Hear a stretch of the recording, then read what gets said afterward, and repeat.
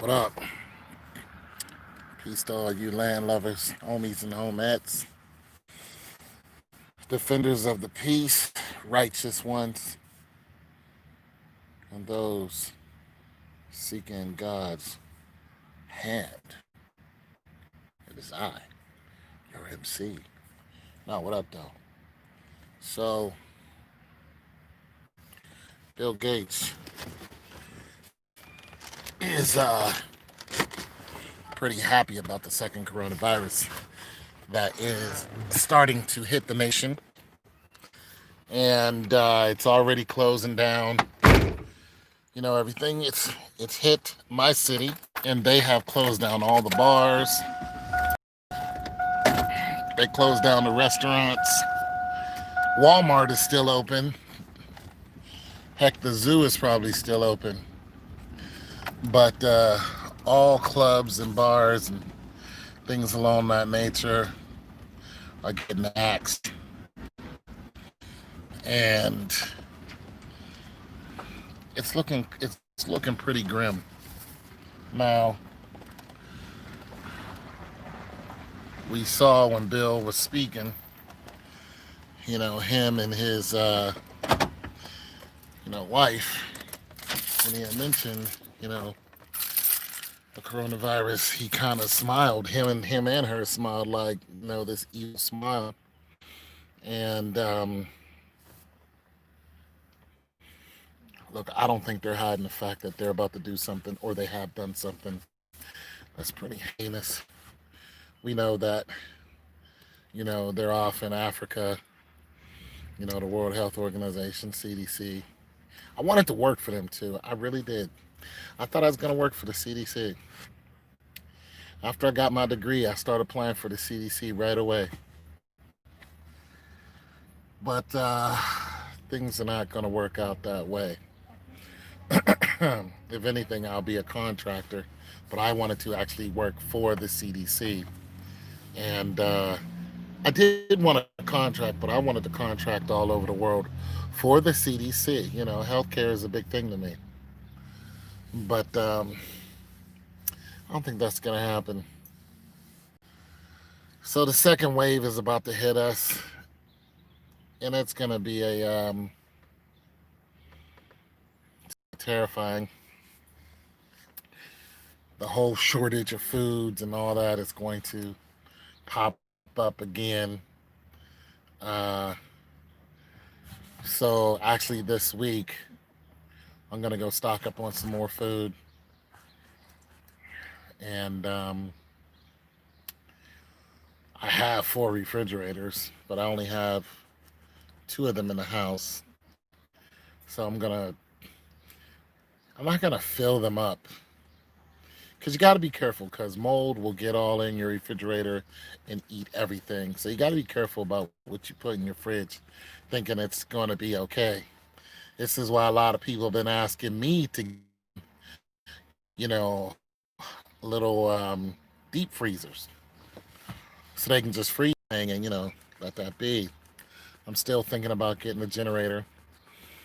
Um, there are different generators to get. You can get a small solar generator, that can operate a lamp and things like that for 9 hours. So you can still have light and recharge. Uh, you know, keep recharging it. So that's a good thing. Uh, it recharges the battery, so that's pretty cool. And of course, you also have your gas generator, so on and so forth. I went out and bought me a fog light, but I have to take it back because I can't connect it here. I can't dig into the wiring and connect it here. But just I'm starting to get my prep up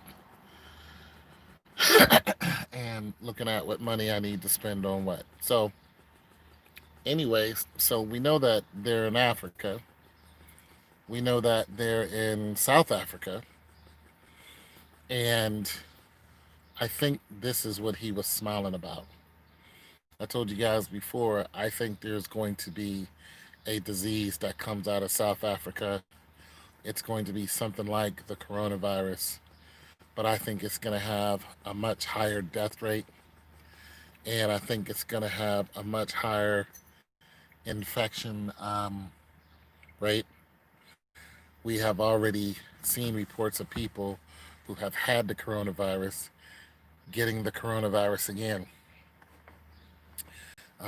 One woman said it seems to be a virus that you can't get rid of.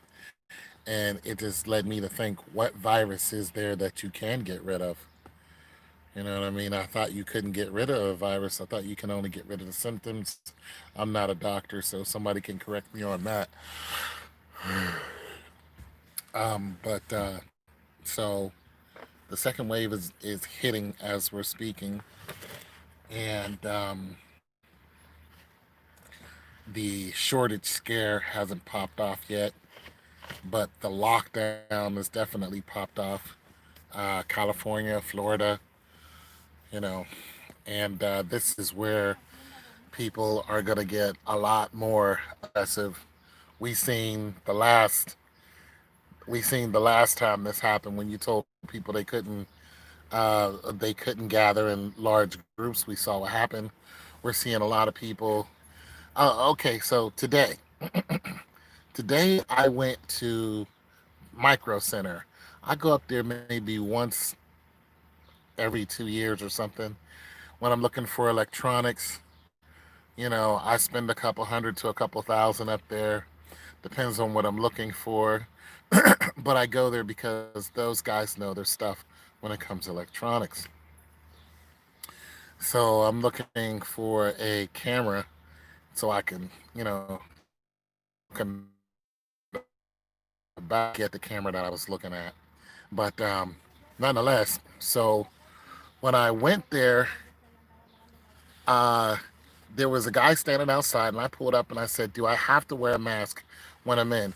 Hey, what's going on, Lady G? What's going on, fam? How are you doing? I'm doing all right. I'm doing all right. How are you? So the young man said, "Yes, you have to wear a mask unless you have a medical condition. If you don't have a mask, we'll supply you one when you get in there." So when I get in there, everyone in the store had a mask on, and you walk up to a guy, he hands you a mask. He's got a full plastic frontal on. That's what's up. Glad to hear that. He's got a full plastic frontal on. He's got a mask on. He's got gloves on, and he's offering to spray your hands down himself. So he's the bottle mask guy. So they got a whole guy designated to just spraying people down when they get in, and then you go ahead and shop. So they're dedicated to keeping their store as clean as possible. There were a lot of people there at Micro Center because I'm thinking that they just opened back up again. But I this is an example of what's going on all over the place. We are seeing people who refuse to wear masks, and we are seeing people who refuse to come outside without one. So there are, places that says you must wear a mask in order to get service, and then you'll see people in there like the police who won't have a mask on, but they're not going to tell them not to come in. And then you have people who will not serve the police. So we have a very polar America. Nobody is on the same sheet of music. Nobody is in complete agreement. When you get any, 30 people together, you're going to find out people are going every which kind of way, even their own way, 30 different ways. And America is divided. The president is not helping either by retweeting racist tweets and letting us know that he is a white supremacist. So he pretty much lets us know what he is. And then, of course, the police are still running people over, killing people and all that other stuff. Those hangings, nobody's found out what happened with those hangings. We know that those men were not hung on their own, but the police are saying it's a suicide, which means open and shut case. So you take it from there. It's just going to get worse. It's It's just going to get worse. There are governments looking into our government. There are governments who are calling for the arrest of our president. I've never seen that before. I've never seen a government say, we want to arrest your president. And of course, this is, Game of Thrones. These guys are the Lannisters. You know what I'm saying? And we know what happened to them in the end, but while they were in power, wasn't nothing removing them. You know what I mean? But power corrupts absolutely, or absolute power corrupts absolutely. And you guys impeached the president, but that didn't do diddly because you didn't stop him from being the president. And there's only two other presidents who've been impeached. So what did that do except waste our money? All them lawyers and whatnot did absolutely nothing. If you would have did like you did to Bubba and removed him, then okay, that's something, but that's not what you did. This man is abusing his power and he's still on the bench. Or he's still in the Oval Office, with him and his pretty much Game of Thrones like, you know, family. His family reminds me of Game of Thrones. Jeez. If I not Ivanka, but whatever her name is, his daughter, if that ain't Cersei Lannister, nobody is. That chick is Cersei freaking Lannister, and then his sons. Oh, if they don't act like Jamie Lannister, oh please, please. Nonetheless, so it's still gonna hit the fan, people. We gotta stay alert, stay alive. We gotta be aware. I'm not gonna be on too long. I've been cutting these short because nobody's really been talking, and I'm only getting like one or two views going live. So, but I appreciate the one or two views, and I used to be on live for like 3 hours, and then without producing like financially, it was just a waste of money, and I don't want to do that anymore. So I've been cutting these short. But anyways, so you guys tell me what you think. Um, Stock up on your medicine. Stock up on your canned goods. You know what I'm saying? Keep some money on you. I don't care if it's $20. Keep that $20 on you. That $20 might, allow you to hitch a ride with somebody. As long as money is still being accepted, that $20 might get you guys into a carpool, and you guys might be heading down to Mexico. So don't act like it ain't nothing, because hey, you could be in New York or wherever, and that's all you got is $20, and there's 5 of you in an SUV, and you're heading to Mexico. Hey, they might just need one more person, and $20, and you might be that last person with the 20, and they're like, look, we done packed our food, we got everything, we just need that last 20, will get us that last couple hundred miles, or that last 30, 40 miles, whatever, safely, and boom, you just might happen to have that last 20. So don't look at, don't look at it as nothing, because somewhere along the line somebody could need it and you might have it, and it's going to get you to where you need to go. So don't go, all I have is, go, yo, I got 20, how can I get 40, how can I double up? And that should be your mind frame. This is what I have, this is what I need. uh I had to cut some of my family members off because they kept asking me for money. No. My brother asked me for $40. Then he was like, no, make it 50. I was like, no, I'm going to give you 40. Then turn around the next day, asked me for another 20. I was like, no. And then my sister, same day, asked me for, $40 for, I was like, no. No, I'm tired of y'all. Y'all keep asking me for money. I'm not doing it. Stop asking me for money. I'm done with that. You know what I'm saying? I'm trying to keep my paper in order to, use it towards whatever I need. If I got to get another whip, I got enough money to get me another jalopy. But if you keep giving it out, they don't care. Keep going. And next thing you know, when you need, you know, that money, you don't have it because you gave it out to everybody and all they did was went on about their damn way. They didn't give it back to you. And they're your family, so you're not going to see it even if they say, "Oh, I'll give it back to you tomorrow." No, they're not. No. So they stopped talking to me, and you know what? Fine with them. Fine. I don't want to talk to me. Fine. I'm not with that. Keep your money. Only spend it on what you need. Keep your money. One dude was talking about if your bank fails. So that is a conversation. What happens if the banks fail? That is a very, very interesting conversation. You guys need to think about that. What happens if the bank fails? What happens if the dollar fails? What happens? Where do we go from there? What's our currency? Yeah, you got to separate. And they separated from me. Like, I think I even got unfriended on Facebook. I just laughed. I'm like, really? You unfriended me? You're my brother. You're unfriended. And I'm like, you know what? Maybe you didn't. I don't know. But I haven't heard from him ever since I told him no.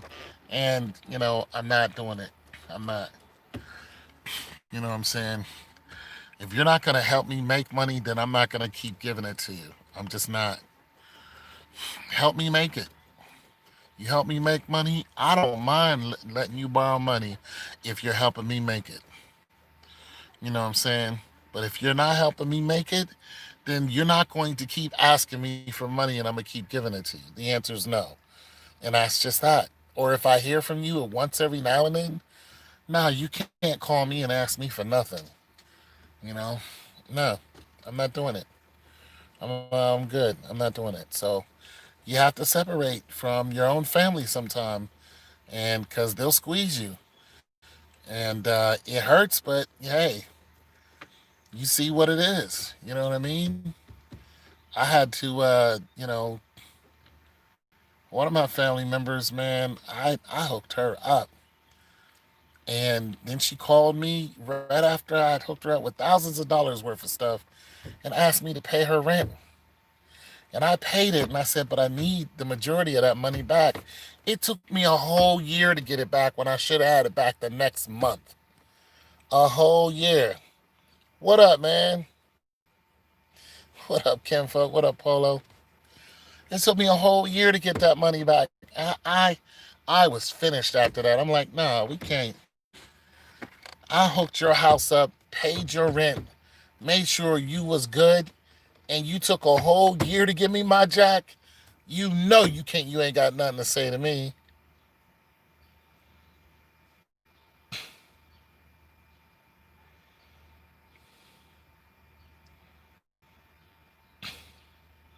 I know that's right. So I'm just like, look, I don't know. I ain't heard from him, so I'm just chilling.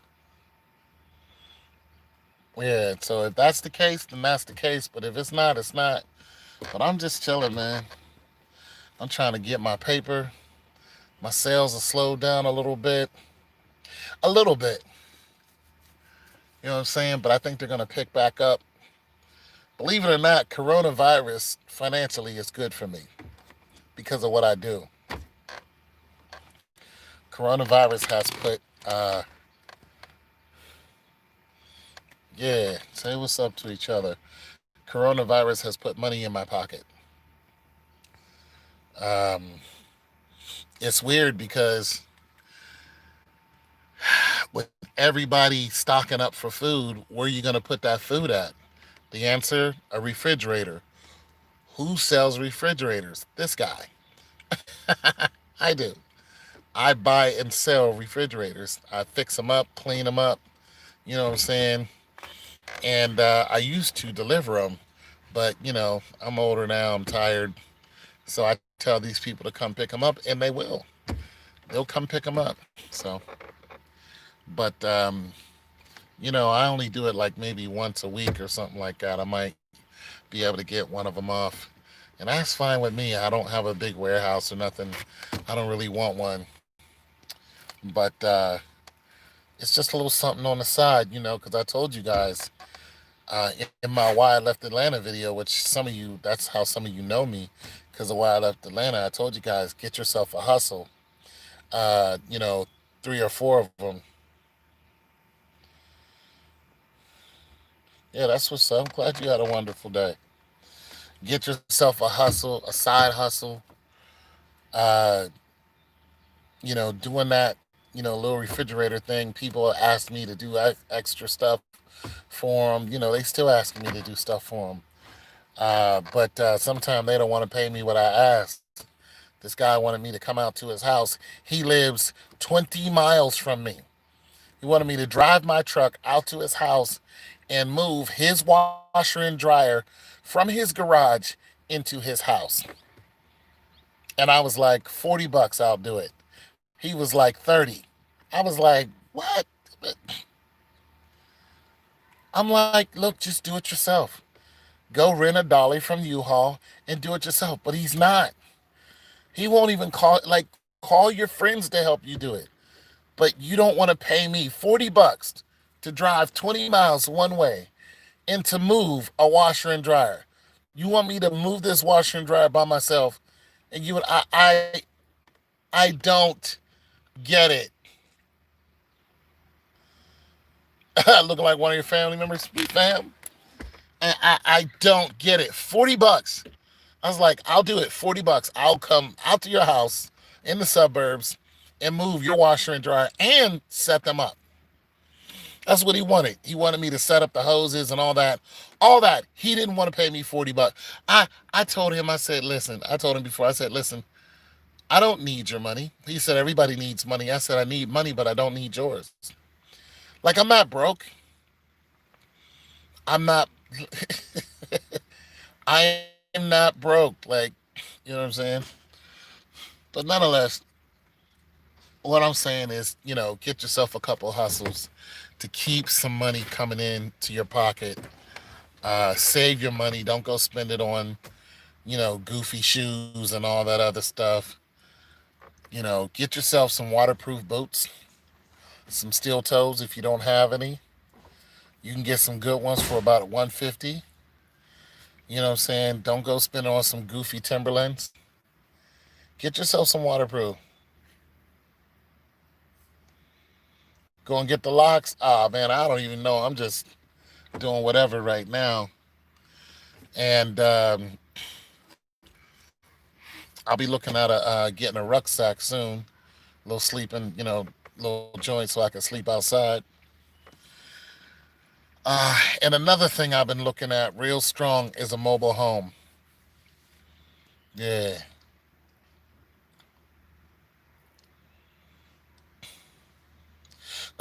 Well, thank you very much, Lady G. Um, yeah, you guys are like my YouTube fam. That's cool with me.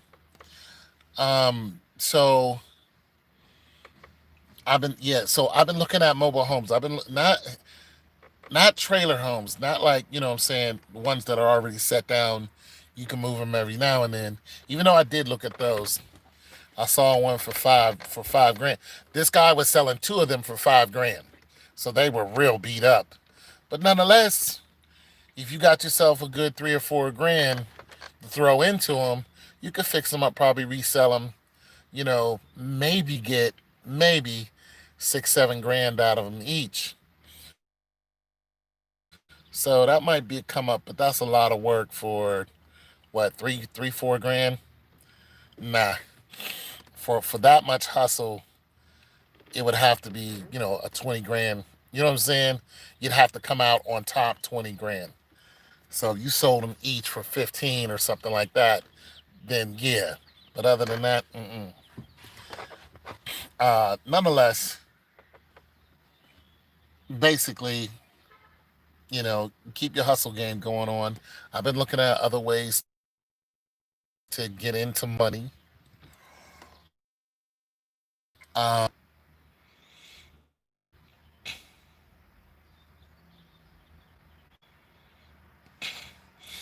Yeah, Tom got Tom got that good hair. You know what? I like my hair. My hair is a little. I like my hair, but I just started putting more oil and stuff in it because it was looking real dry. And somebody's like, "Your hair is dry," and when some woman, you gotta be. I mean, you gotta be.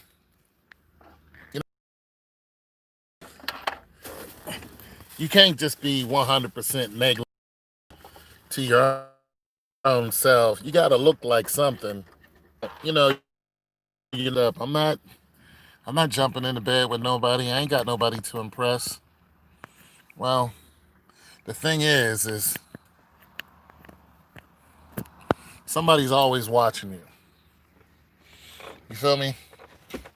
Somebody's always watching you. So you gotta every now and then you got. So I started hitting the gym again. I told you guys, don't just sit at home and do nothing, because when this coronavirus hits for the second time, it's you're going to have to get your body moving and staying healthy. So I've been doing a lot of walking. My legs getting thicker on me. Them joints is getting thick. Girl. Them joints getting thick, boy. Doggone back getting thick from messing around these Frigidaires. So I'm trying to lose some weight now. I've been I've been doing like a 2 mile walk, trying to get rid of this gut. Out here sweating. Sometime I get up and walk and everybody's in bed sleeping and I just be out here walking. Uh, just telling you guys, man, be ready. Because you might have to walk, you might have to, do 30 miles a day, 20 miles a day.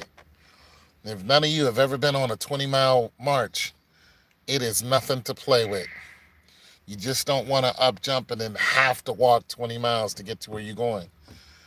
So get your body into some type of exercise and rotation where you have a low heart rate and you're not overtraining easily. You don't necessarily have to run everywhere, but if you got to do 5 miles right now to make it to safety, you don't want to be like, oh, I can't do it because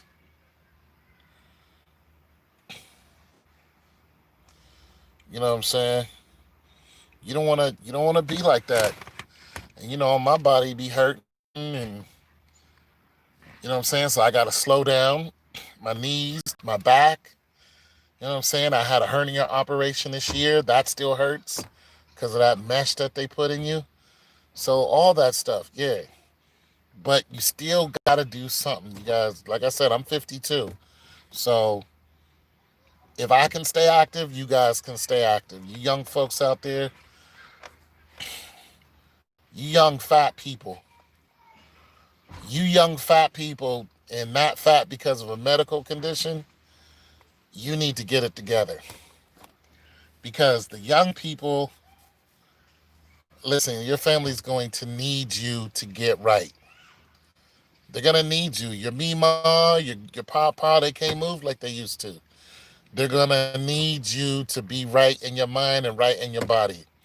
You might have to, pull something for, a good day. I'm just trying to tell you guys, listen, this type of atmosphere that I'm talking about has hit before. You know what I'm saying? It has hit before where people didn't think it was going to hit. Look at the aristocracy. You know what I'm saying? They didn't think it was going to happen to them. Next thing you know, they had to trek for miles in their little, rich gowns and all that. They were broke. And next thing you know, there's a whole bunch of them walking. Look at the wars in Africa.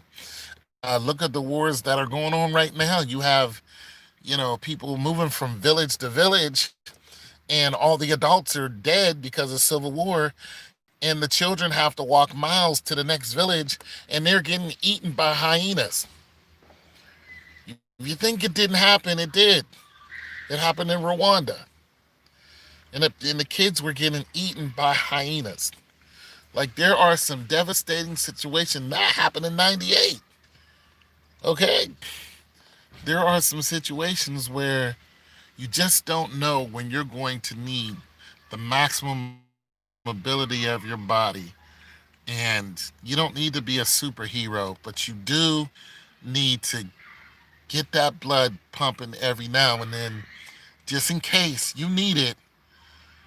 And you got to put, them feet one in front of the other and go a distance that you just were not counting on doing. But your body is not going to go into a state of shock because you have to do it. When I was younger, me and my brother, we missed a bus back home. And when we missed that doggone bus, we had to walk back home. And it was 20 some odd miles. And I walked until I couldn't. And I told my brother, I said, I can't walk anymore. And he carried me. All right. He put me on his back and he started carrying me. Like,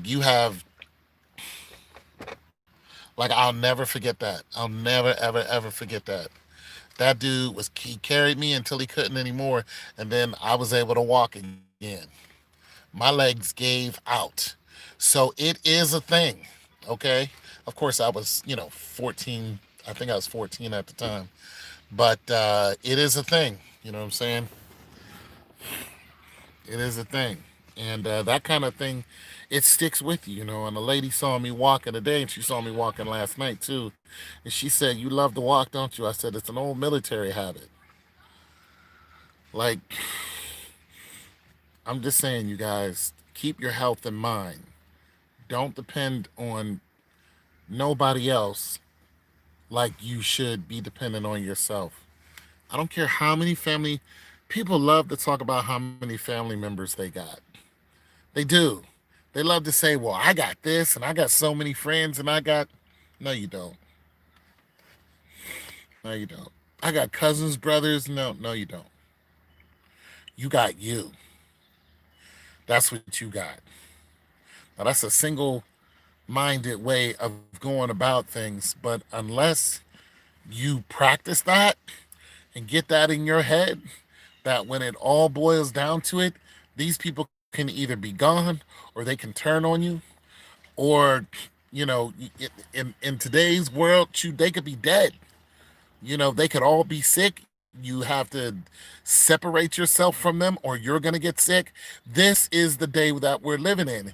It doesn't have to be, all of a sudden everybody, came at you at once. And no, it could be they're all sick. They all have the coronavirus and it is hitting them hard. We know now that the coronavirus hits children, so we can't act like it doesn't.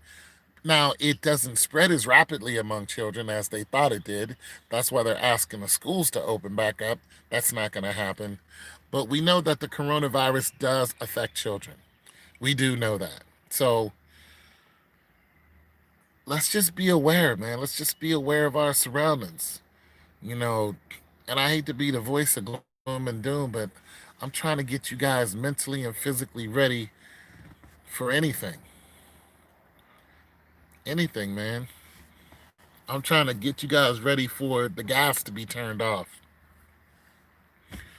They turn off the gas. They turn off the water. You guys do not control the gas and the water. None of you do. None of you control the gas and the water. One day you turn on the water and there's nothing coming out. You turn electricity on and there's no electricity. Hit the gas, no gas. You guys are not in control. You're not. You're not. And look at what happened in Michigan. They were drinking water that people poisoned on purpose. You're not in control. So you got to think, what can I do just in case this happens? That's what you got to think. Now, of course, you're not ready for everything, but luck favors the prepared. I'm not ready for everything. I'm not. If I got to run a mile, I'm in trouble. But I can sure as hell walk a mile or two or three. I can walk up some junk.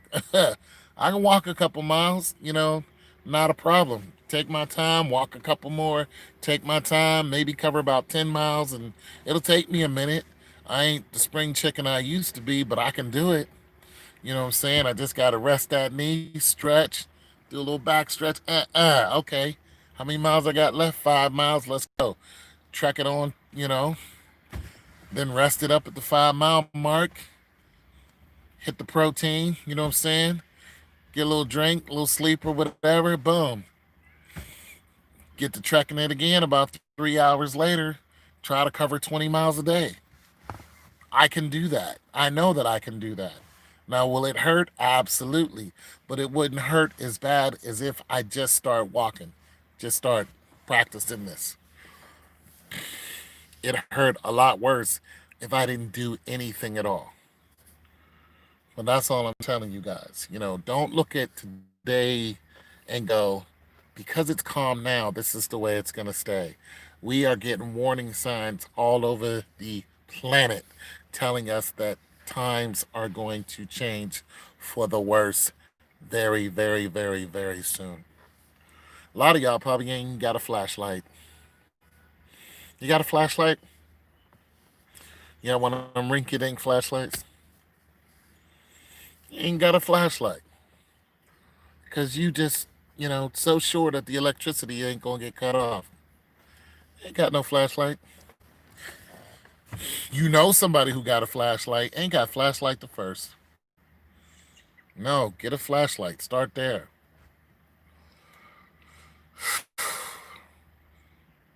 If the coronavirus is hitting us again, people. It's spiking again, and at least this is what they're telling us, and they're preparing for just that. So, like I said, even if it's not true, what's true is our reaction, right? What's real is the reaction to the news that you hear. What's real is bars and restaurants. I went to a Mr. Hero today. I couldn't get in the front door. Closed. I had to walk around the drive-through, and the guy came outside on the patio and took my order. Okay? It's real, people. Whether the coronavirus is real or not, what's real is the reaction to it. That's what's real. What's real is people walking around with masks on. What's real is there are some places that you cannot enter unless you have one of these masks on. You're not getting in. And there are people griping up a storm and they're saying it's fake, and it doesn't matter. When I listen to people going off about other people wearing a mask, it just especially in their private establishment, I don't understand the people doing that. And they're trying to tell them you're just sheep. Look, that mask isn't killing them. I can see if they were drinking poison. What the hell are you doing, right? You should be going off.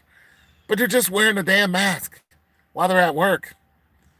So what if they think that they're protecting themselves? Let them protect themselves, especially from you.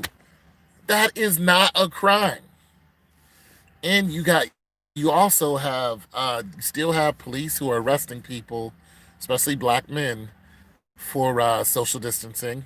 They're not really arresting anybody else, but they're arresting black men, putting them right back in prison because the prison system is ran by, corporate, and they need people into the prison system so the government can keep giving them, money.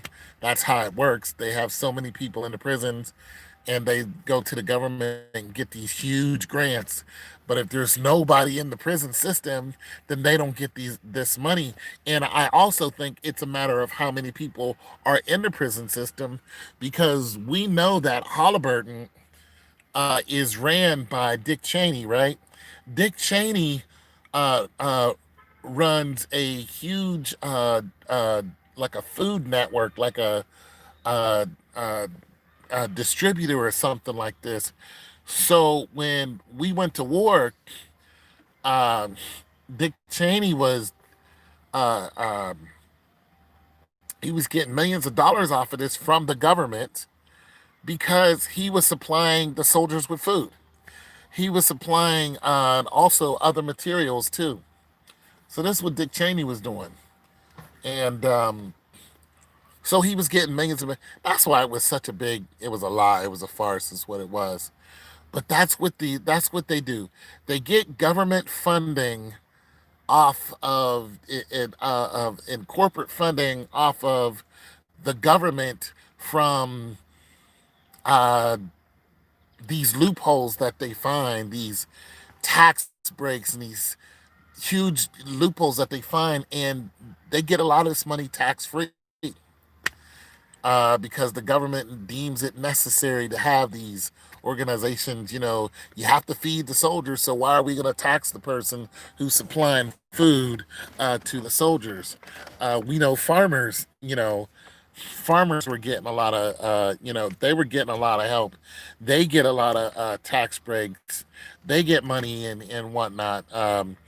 And we know that the federal government was uh, stopping black people from getting these fundings. They were stopping them from being farmers. You were supposed to be able to buy land and say, hey, I want to farm this land, and then go to the government and, get these stipends to help farm this land to feed America. Well, of course, the government wasn't giving the stipends to African Americans, so their farms died out, or the Caucasian people went and killed them and then took their land, like literally killed them and then said, "This is my land now." Like that, the last time that happened was in 1996, that I know of. That was the last time. They took a guy and they hung him. They hung this guy and took his land, just like that, like it was nothing. Like, oh, his land is mine now. Like, curse you and that land. Well, you can't curse God's land, but you can curse the person. So yeah, I hope his land doesn't prosper until he leaves it. At any rate, so yeah, let's just not look at all these evil that's going on in the world and think that we should just wait for it to happen to us. That's my point. You don't have to do that. There's an older couple that lives here, owns this truck right beside me, and every day, him and his wife, they got to be in their 60s. Him and his wife go and they walk around this little circle here. It's probably, I don't know, 3/4 mile maybe. I don't even think so. But nonetheless, they get out and they hoof it around here every day. His lady got a bad knee and everything, and she'll be trailing behind him. And nonetheless, they get out here and they get busy.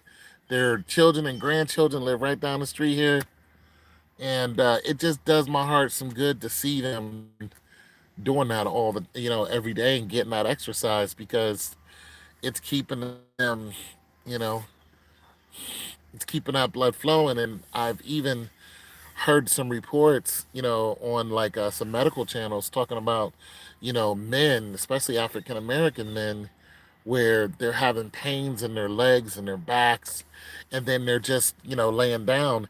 And I was one of those people. They're like, if you're having these pains in your body and you're just going to lay down, they said you need to stop doing that because you're going to get blood clots. And of course, you get a blood clot, it can end your life just like that. So that also encouraged me to get out and start walking even more. I can't run like I used to. I used to be a middle distance runner. I wasn't always chubby like this. I was, 70 pounds, 80 pounds lighter.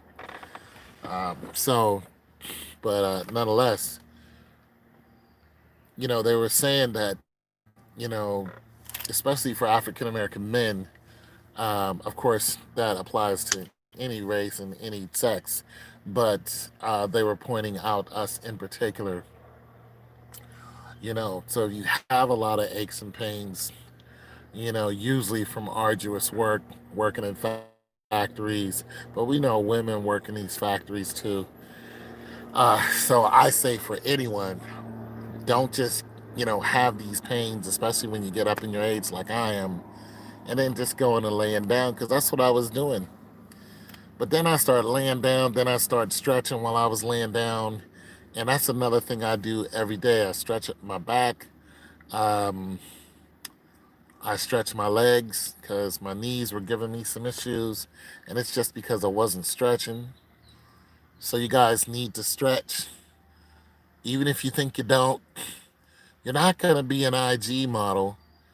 Uh, if that's your goal, big ups to you. That's a lot of work. But, you can still drop some weight. Nothing wrong with that. You know what I'm saying? You can still eat healthier, get more green food up in you, pop some vitamins, get some one a days popping. Matter of fact, I need to go and get a one a day. Get a one a day popping. You know what I'm saying? Put the Haagen Dazs down. Yeah, I'll be on the Haagen Dazs. I drink a lot of cranberry juice.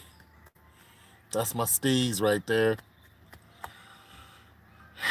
And I got this comfortable chair that I'll be sitting in upstairs a lot of times. I just be in that chair, just there, like I ain't going nowhere. But you know what?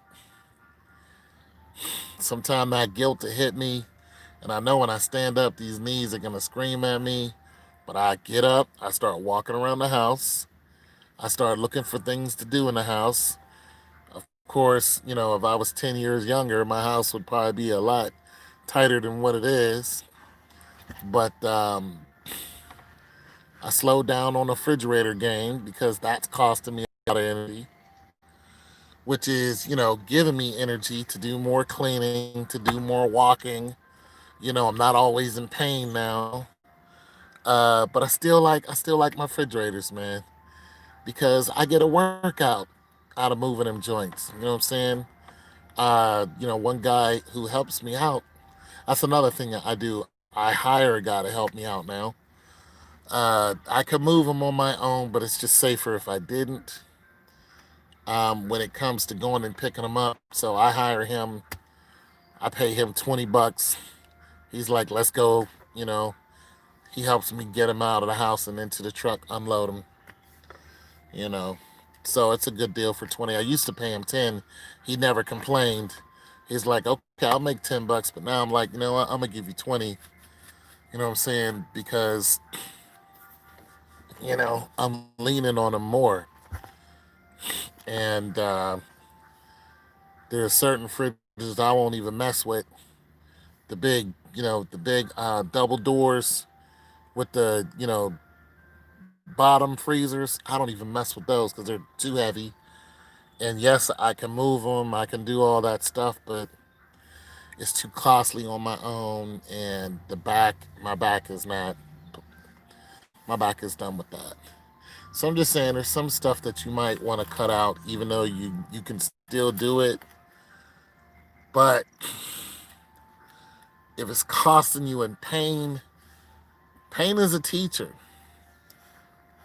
And if your threshold of pain is going up and up, and when you go to bed, you don't want to get out of it when it's time to, you're sleeping more hours than what you should, you're not eating right, you're eating out all the time, you know what I'm saying? Because you don't have the energy to cook for yourself, and you're grumpy, and you look like, you're just about to fall over at any given second. You need to slow yourself down. And I needed to slow myself down.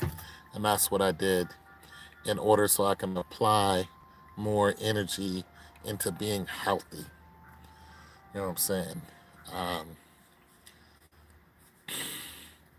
but Tone ain't broke though. Tone ain't broke. You know what I'm saying? I keep my mind on my money and my money on my mind.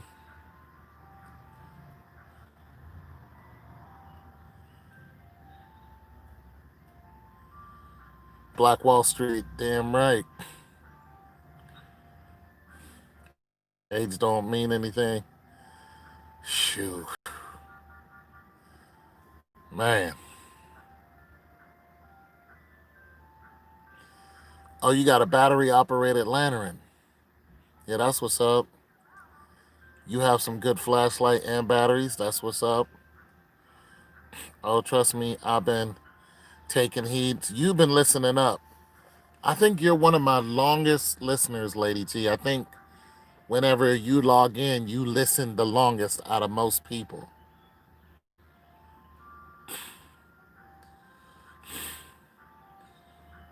Pez is the best. Okay, peace. Hey, Tona, Lady G. 2 miles a day keep the doctors away. Yes, it does. Hey, Prez, what's going on? I'm saying inside for the fourth. No, no, no, I can't. Oh, I'm staying inside for the fourth. You're gonna put some meat on the grill. No, I'm not cooking out. I never do. I don't celebrate the 4th of July. Hills and stairs. Yep. Yeah. Eat your apples. Yes. Trying to get that power generator you was talking about. Yeah. Okay. Give an opportunity. Okay, so yeah, I went and looked up more generators to see, just I'm new at this. I'm new at this. So I started looking into more and more generators, and of course you can find them cheaper. Like I went into Lowe's and started asking questions and everything, like I was serious. And you have generators that are noisy, you have some that are not noisy, and then you have the voltage that you need. You have the ones that are 2005, and then you can work your way down, and you have ones that go up from there. Now, if you want to run a whole house, 2005 will run a whole house. You know what I'm saying? Pretty much all day. I've seen on YouTube where people have those generators and they're running their whole crib off of them, or they're running a mobile home, or just want to, something that they built, on wheels, or something that they went out in the woods and built, and they're running a gas generator and doing a whole thing. And then some of them were running solar generators, but solar generators are 2,500 bucks. Now if you got the bread for a solar generator, if that's what you want to do, you go ahead and get one, because you're straight. You have a solar generator. We also learned that generators charge other generators. You can actually connect two generators together, and start pushing power. So there's that whole thing. So yeah, this whole thing is new to me. I found out the smaller generators, they have smaller solar generators, which I did not know. So there are a lot of options when it comes to $500 and less. There are a lot of options. The solar generator that's at 2,500, you're not going to get that for 500 bucks. You're going to have to, you know, go on up into the couple grand area. And with the coronavirus, the thing about it is the coronavirus has sparked more sales in these areas. So what happens? People start raising the price, because they're going to get more money out of you. So these things are very, sought after. You know what I'm saying? Uh, and it could be important to get. I think I am going to go the way of a generator, 200 and probably 200 watts or something, 2,000 watts, something like that. One of them little blue ones. It's a little blue joint. It's quiet. I was talking to one guy. He wanted to sell me one for 300 bucks. That's when I went into Lowe's and was like, but I was for 300 bucks. Let me go into Lowe's and, talk to them. They had one in there for 450, but it was the big one with the metal cage around it, and you pick up wheel it on two wheels. I those are powerful, but those are noisy, and I really like the one he had, the blue one he had. He could just pick it up one hand and tote it around to wherever he needed to go. And I was gonna use it, to fix my stoves and stuff like that and power my refrigerators and whatnot. But I'm definitely thinking, you know, if it hits the shan, it just wouldn't be a bad idea to have one, here somewhere, in the crib, as long as you can get the gas. It just wouldn't be a bad idea to have one. So, uh, I have the money to get one that and it's not gonna break me. That's another thing. Buying some of this stuff, it can get costly. When you start looking at the cost of a lot of this, especially when you're dealing in solar panels, you get the cheap old solar panels that take a long time to charge, but when you want the good ones that charge quick, mm, cost you some money. You know what I'm saying? It costs you some jack. So my mind, whenever I purchase something, I always purchase it in order to get money from it. Not unless it's like computer gear, like I bought some virus protection and stuff like that. Well, you need that, but I'm not gonna make money off of that. But I make money off of my computer. You know what I'm saying? So you got to keep that going. You got to change your oil.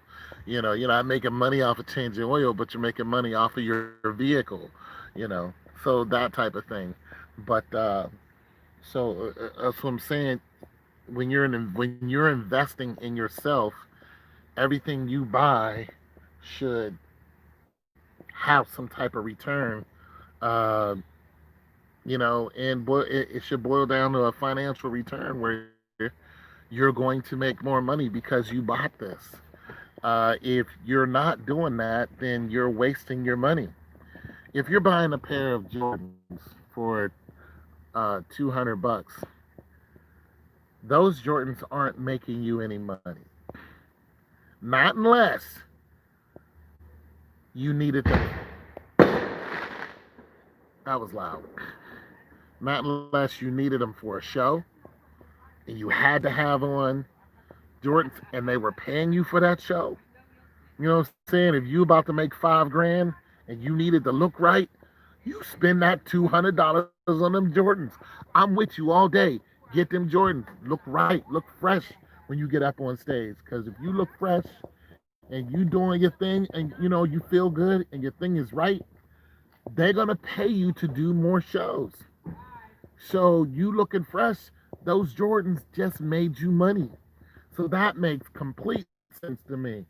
And or if you're like my friend I talk to every now and then, her sister sadly passed away, and she said she had a brand new pair of size 10 Jordans, brand new pair of the black and red ones, the real old style Jordan 2s or something like that, black and red. And her daughter was telling her, she's like, give them to me. She's like, no. And she's like, no, I'm going to wear them. And they were like, no, don't wear them. I said, listen, don't you do that. Don't you put them dang things on your feet. Don't you do that. Yeah, I said, you bring them over here and I will sell them for you. I might be able to get you a couple grand for them. She said she had the box, the tags, everything. I was like, you know how much they cost? And her whole family was telling her, don't wear them. Don't crease them J's. Don't do it. Them J's, like if you're that type of person, I don't mean to make this whole thing on J's, but I'm just saying, don't go out and buy something unless it's profiting you. This is not the time to be uh, just spending frivolously. It's not the time to go out and buy a G wagon. It's not. It's just not the time. This is the time where you look at your money and you think, how's this dollar gonna make me $5 without me, breaking my neck? How am I gonna do that? If I eat this sandwich, how's this sandwich going to make me money? If I spend $5 on the meal, how much energy is that meal going to give me in order so I can put it back into making money? If you're not thinking on those levels at this time, you're wasting your money. And you're going to keep wasting your money. And it's going to get to a point where you need money.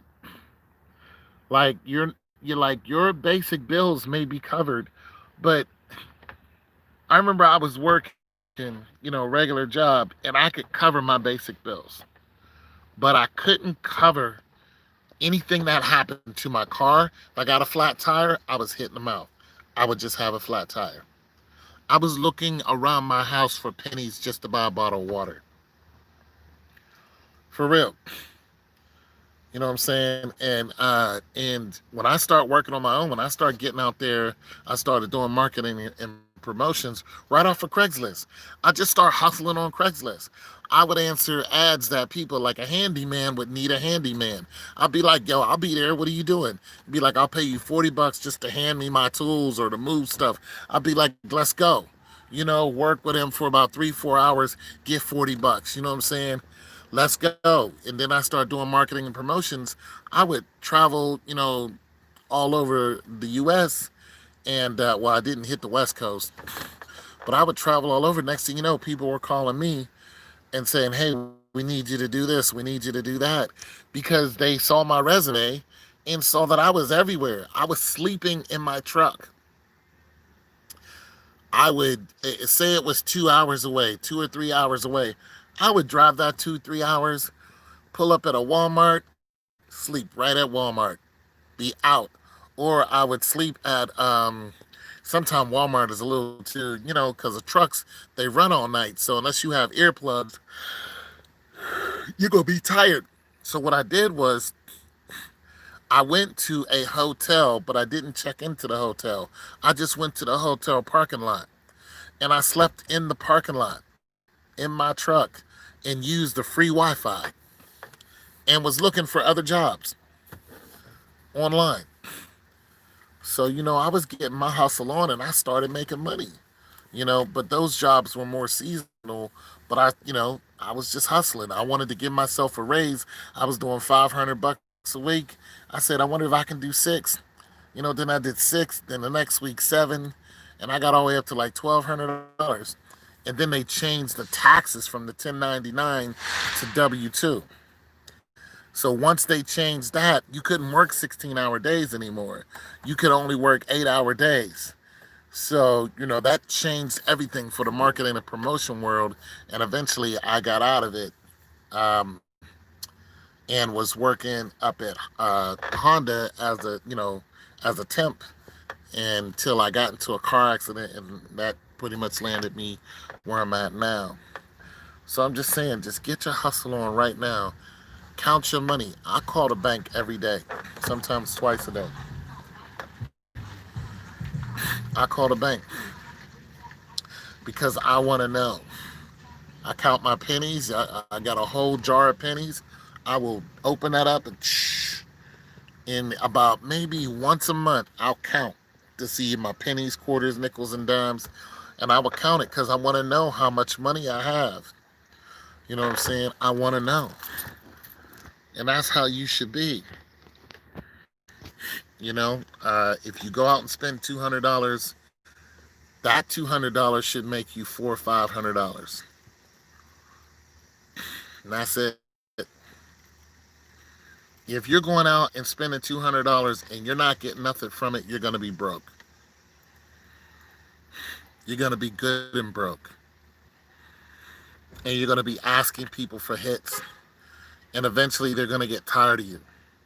I don't care how much they love you. If they don't want to be broke, they don't love you that much. They don't love you that much. I'm just telling y'all now. You're going to be asking people for hits. They're going to be like, yo, this is the last I'm giving you. I love you, but, peace, love, and hair grease. I got to go. You know what I'm saying? If you have $50, because some of y'all got some money. I know some of y'all got some money. Some of y'all live in a nice house, 2-car garage. Y'all got money. Y'all got bread. Y'all got 25, 30, 40 G's in the bank. That could all be gone in one day. Litigation, that's gone. One argument with the cop, gone. Litigation will eat that money up in a heartbeat. He will. 30, 40 grand, that's nothing. That's nothing to a lawyer. One felony case, 20 G's off the rip. 20 G's. And that depends on what city you're in, what state you're in, what part of the state you're in. Off the rip. That's not including getting your car out of the pound and bail. And I know you're thinking, damn, why, with the police? Because the police are on that right now. That's how they get your money. That's how they get your money into the court system. They're robbing us. That's how they do it. They're stopping you and saying you look suspicious. Suspicion is not a crime. It doesn't matter. As soon as they engage with you, they can escalate real quick and then falsify the report and say you did whatever. Now you're all beat up and you're going to the hospital. Then you're going in straight to jail. I know because it happened to me. And they lied. Said that I did something to them I didn't. When they're the ones who escalated the situation. 40, 50 G's, gone. You're like, oh, I got a nice little nest egg. No, you don't. And for those of you that think it can't happen to you, you're fooling yourself. It can't happen to you. It can't. You could have on an orange jumpsuit in 5 minutes from now. Just because they're trying to get their numbers up, because the federal government started letting people out of jail. And when they did that, the knee-jerk reaction was, we have to put more people in jail. So the law is no longer the law. Yo, you can't just stop me for nothing and ask me for ID. Yes, I can. Put your hands behind your back. For what? What did I do? Put your hands behind your back. Put your hands behind your back or you're going down. Take them down. And you're still asking, what did you do? We know this is happening because we just saw a guy who's suing for $700,000 because they thought this guy was somebody else, walked up, and one guy in front of him, another cop snuck up from behind him, picked him up and slammed him to the ground and permanently broke his wrist. Permanently. Meaning even when he heals, his wrist will never be the same. Told him to put his hands behind the back when they grabbed him from behind the back. I'm telling you, this is the time that we're living in. This is the day and age that we're living in. And when you go into the Bing, first thing you're going to want to do is what? Try to get out. And what are you going to do to get out? You're going to pay your way out. That money you'll never see again. And you're going to need an attorney. Litigation. If you have to litigate, you can forget it. That little $30,000, $40,000, it's child's play. But it's good to have if you have it. It's good to have if you got it. If you got $1,000, it's better than not having $1,000. You got $1,000, it's better than having $900. You got $1,000, let's start from there. You got $300 to the good, let's start from there. When's the next time you're going to have $300? That's how you got to start thinking. I got $300. When will I have another $300? When can I add on to this $300? What do I have to do to add on to this $300? You know, once your fixed cost is taken care of, Once your fixed cost is taken care of, your fixed costs, your housing, your light, your insurance, your phone bill, things that are constant. Those are your fixed costs. Once your fixed costs are taken care of, how much money do you got every month? How much of that money can you save? Let's just say and I'm not talking to y'all like y'all stupid. I'm talking to you with urgency. I don't think y'all stupid. I don't think you guys are unaware of this. What I think is y'all got money. That's what I think. I think some of y'all got cheese.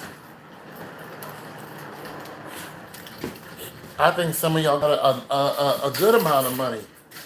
A nice little nest egg. But it's also what I think. I think that some of us are not thinking that what these people are planning on doing to us is going to affect them directly other than what has already happened. And I'm here to tell you, you should think past that. Hold on a second.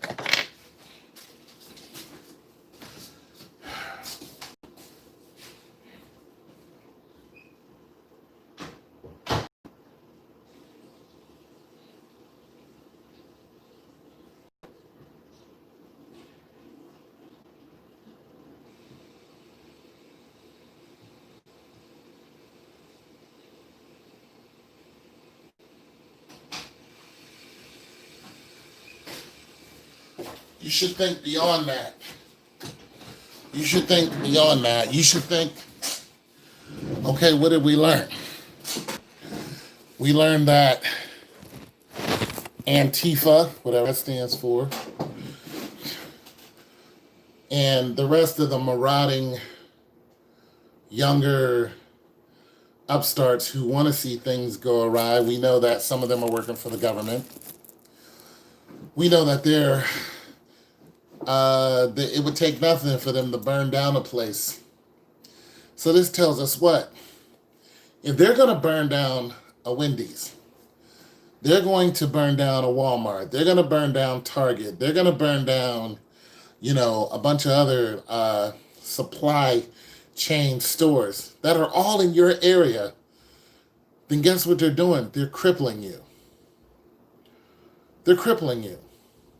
Because if you have nowhere to shop for your supplies, then what?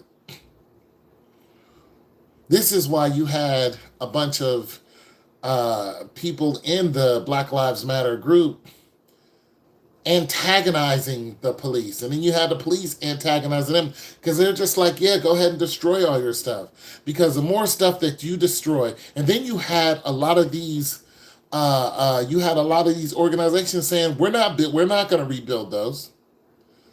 We're done. So now you have to go somewhere else for your sustenance. It's crippling your own self. And the more you cripple yourself, the worse off you're going to be. So see, it's not so much of you and your preservation. You have to worry about the people who are right next to you and what they're doing. Because you could be all fine and well right now. But 2 months from now, what if you have nowhere to shop?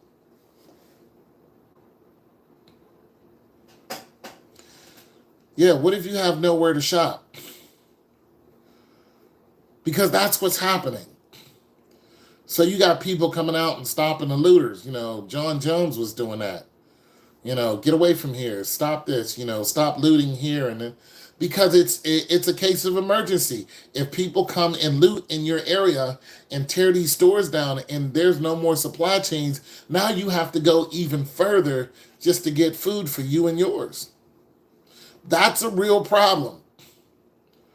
That's a real problem. And yeah, sun is a good. I got some vitamin D around here. But I've been getting out. I've been getting out in the sun. I have some actual vitamin D around here. But yeah, so that's a real problem. So there's a lot more to what. See, it's like I said before, because some people don't believe that the coronavirus is real. What is real is the reaction to it. Stores being closed, stores being set on fire, those things are real. Okay? Those are real. You can walk up to some of those stores and they no longer exist. It is real. They are really burnt down. They are really gutted out. They are really not going to rebuild in your area. This is real. It's finished. And if that was okay, so my area, I have two Krogers. Two Krogers within walking distance. So one of them is a mile, close to a mile, right down the street. The other one is about the same distance. So I live pretty, in a central area. Another one is about the same distance, maybe a little bit further. So it's about a mile. That's two Krogers. In between there, the one that's heading into town, there is a Target between me and Kroger's. So there's a Target that's even closer. Now, let's see. There is a Walmart. It's in walking distance, but it's probably about 2+ miles from here. It's a nice little walk. I might walk down there one of these days. Heck, I might do it tomorrow. I might walk down there tomorrow.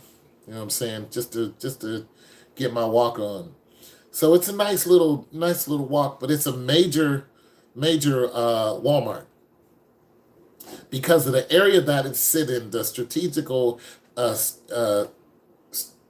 strategic area that it sits in. It covers the city of Columbus. It's in the city of Columbus, and it's also in Whitehall, and it also gets people from Reynoldsburg.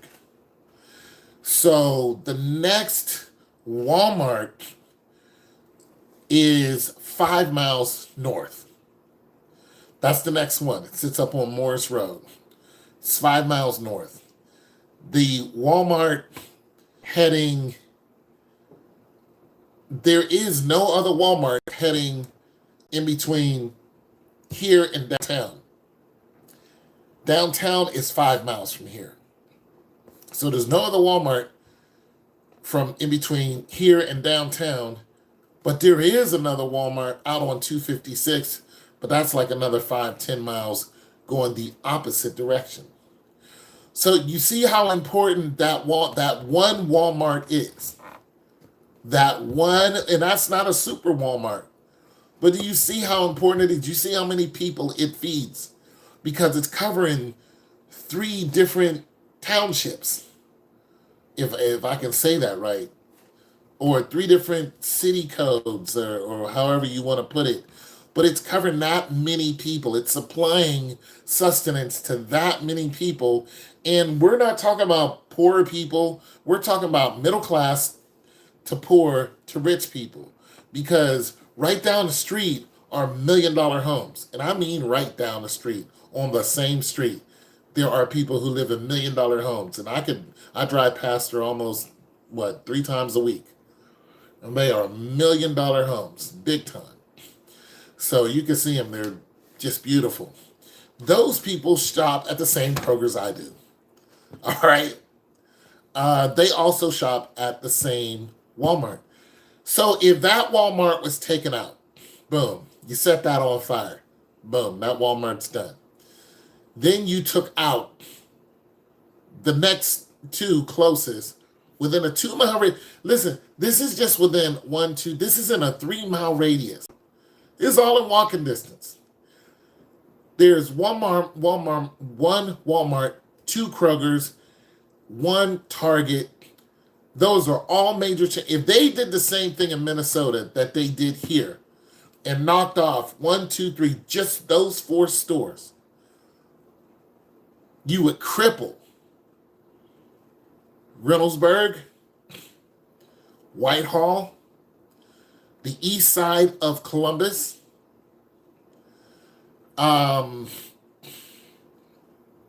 Bexley, which is the rich area. It's just right down the street. I can walk to Bexley. Bexley. Um,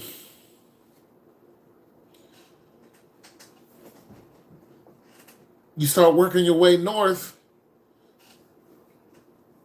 Shoot, you can hit Linden. You'll hit. I forgot what the other little township is going up north. You see how many townships it starts knocking off? Just those four places have to look for food in major, I'm talking about major suppliers heading out like this. So where they have they got to go out to 256. Like I said, that's another 6, 7 miles from me, one direction. You would have to hit Morris Road. That's exactly 5 miles from me. They would be overwhelmed quickly. Quickly. They would not be able to keep the supplies in the store. It just would not happen. Because Target is a buffer and Kroger, and the two Krogers are buffering Walmart. Walmart is bigger than both of them put together. But those stores, those three stores, are also, a buffer for the Walmarts that are 5 miles apart. So that's what I'm saying. If you took out just that nucleus right there, 1, 2, 3, just those four stores, which can easily be done, you would cripple at least 5 or 6, maybe 7 different townships instantly. That's a lot of people.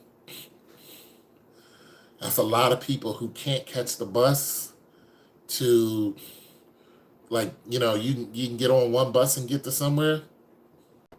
That 256 bus ain't no joke. Ain't no joke. Because you got to go downtown. You know what I'm saying? So you have to connect downtown in order to get on a bus that stops running at 9 or something like that. So if you're working, just think about that. If you're working, you get off at 5, mom, dad, whoever you are, and you catch the bus. Then you have, to deal with the kids, especially if they're tweens. Oh, have mercy. If they're tweens, because they have all these needs, right? Especially if school kicked back in, then it just becomes a real free-for-all. But you have all these needs, right? And, they're at home eating you out of house and home. So your need for money, your need for food is even higher. You know what I'm saying? Because they're not infants. They eat a lot. They consume a lot.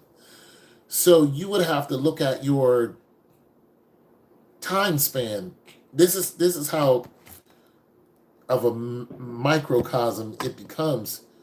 You get off work at 5. You don't see home until 5:45, 6 o'clock on a good day in traffic.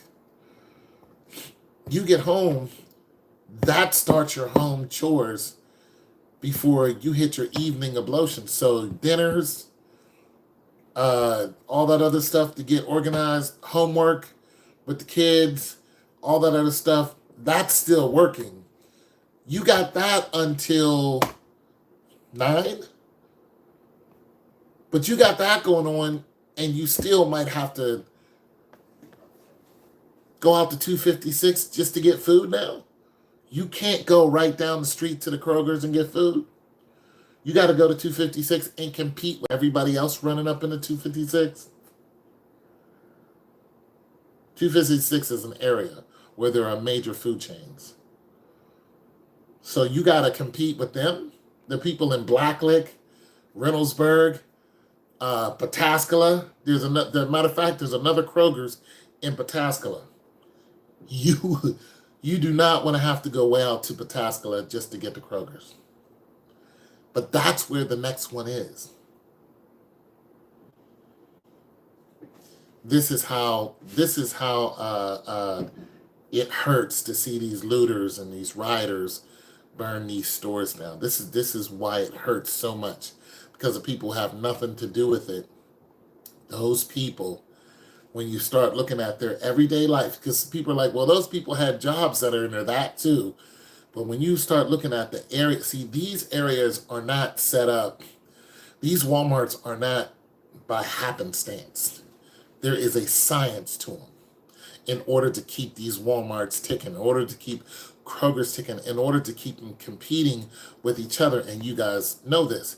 You go to the Walmart in Whitehall, it is set up totally different. The chips are not in the same aisle as the chips that are in, Reynoldsburg.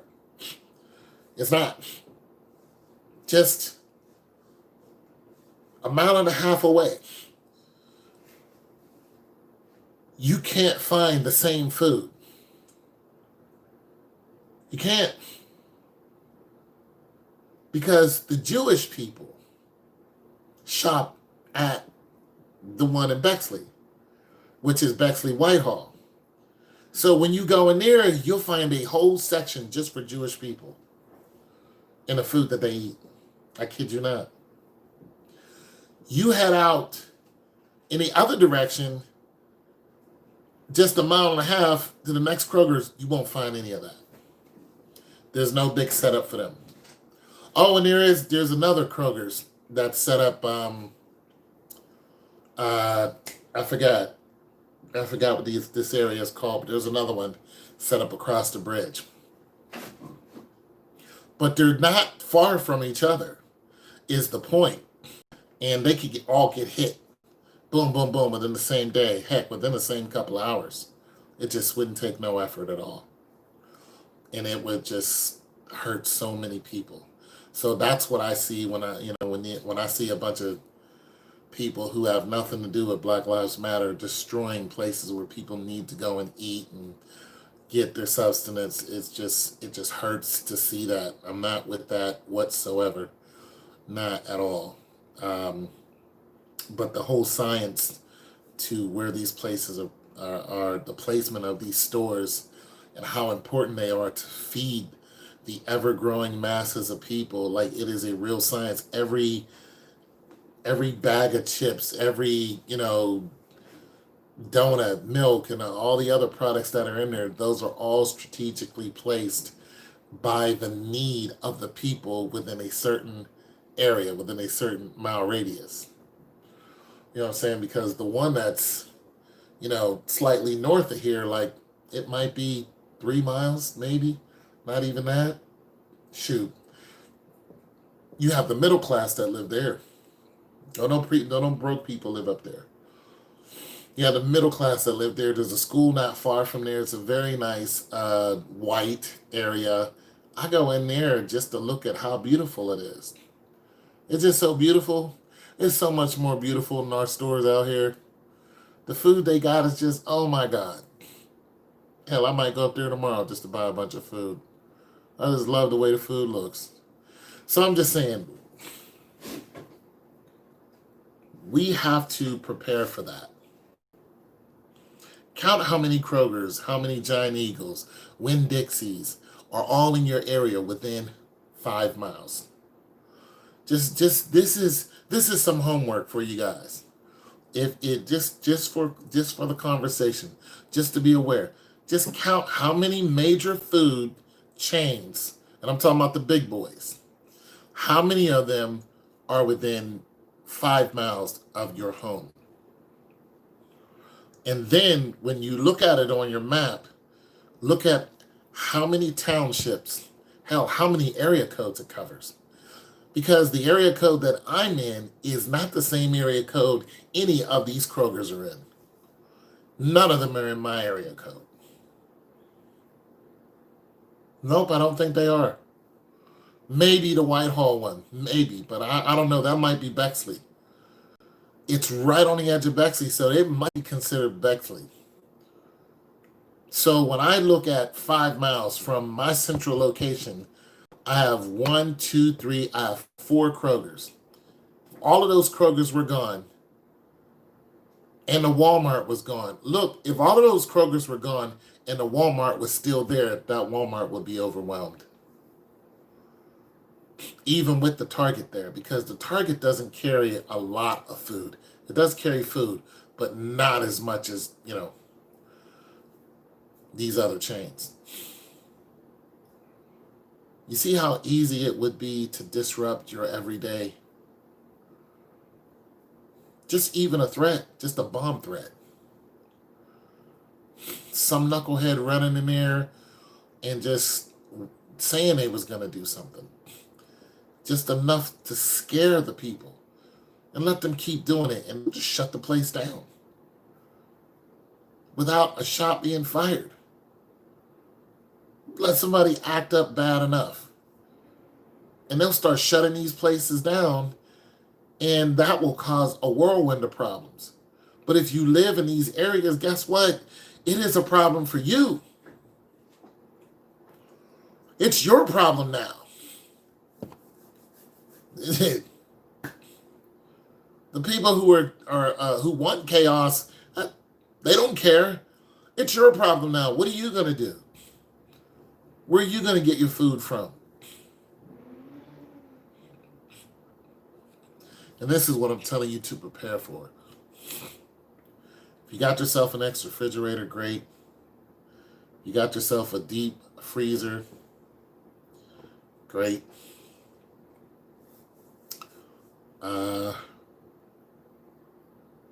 Just be prepared, because what we've seen was all real. When Minnesota burned, other cities burned. They knocked out our... Listen, when I went downtown, if y'all saw my video of me downtown during the protest,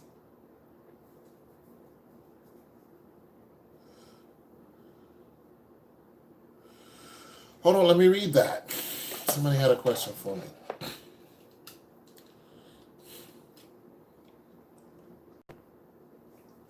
Hi. Where will the first reported health... where will the second one reportedly hail from? Chinese? That's... I don't know. First, they blamed it on the Asian soup. Then they reportedly wanted to test it out on blacks.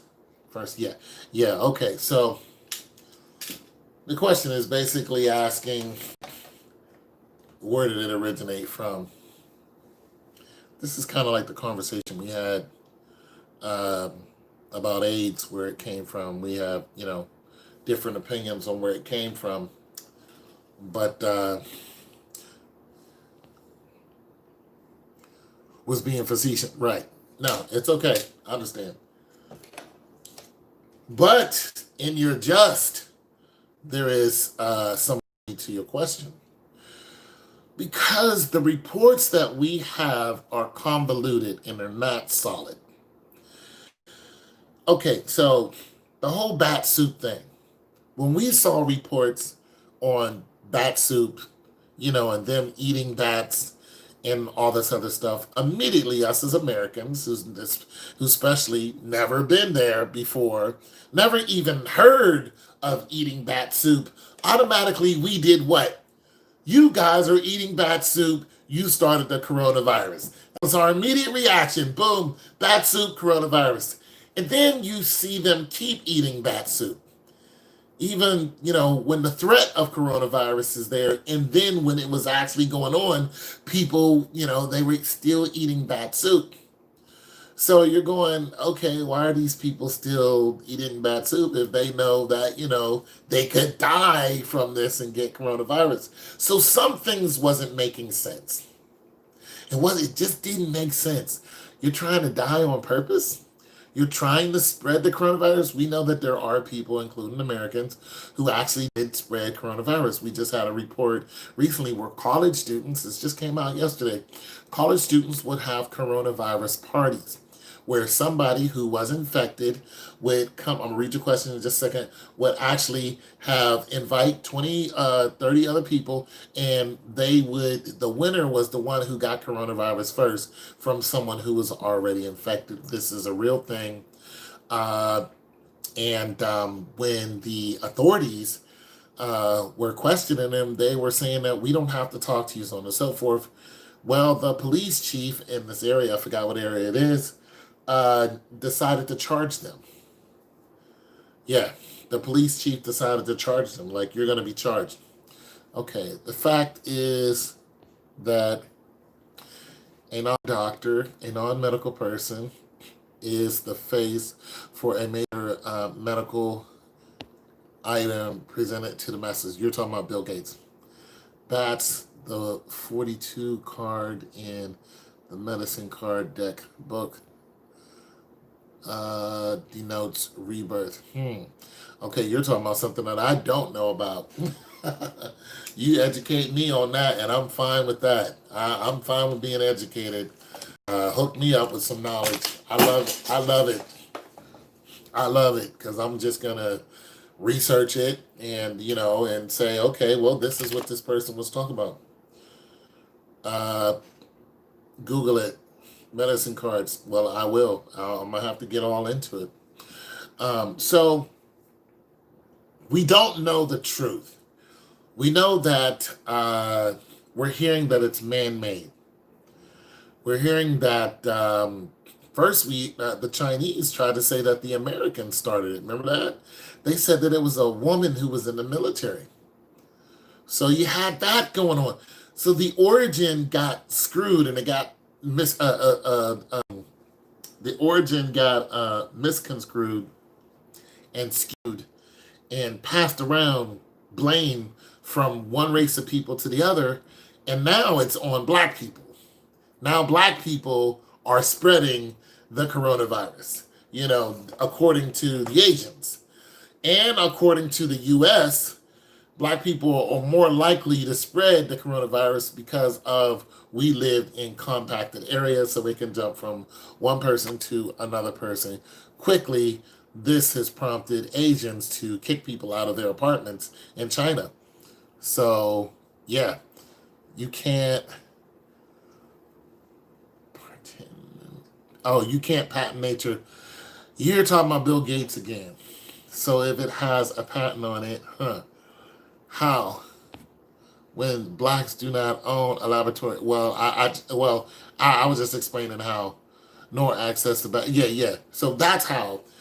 So the Asians, the Chinese, and America have put out reports that black people and Africans spread the disease because once one person has it, there is a very high chance that a lot more other people are going to get it because we live in close proximity to each other.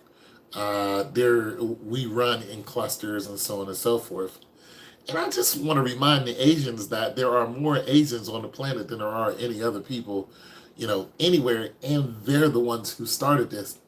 But nonetheless, it had a backlash to it. Of course, here in America, it was not so much of a knee-jerk reaction or a backlash to those reports, but those reports have fueled other countries to take heed to Africans and African Americans, simply because of this. The site or origin is what they seemingly seem to slow down in public speech about. Notice that. Yeah, you're talking about the statistics. So when they talk about an area, they don't necessarily say, Crown Heights, boom, project, boom, here. Well, and statistically, they'll say New York. They won't pick a borough so much, not unless that borough has such a high number that it becomes ground zero. Remember what he did.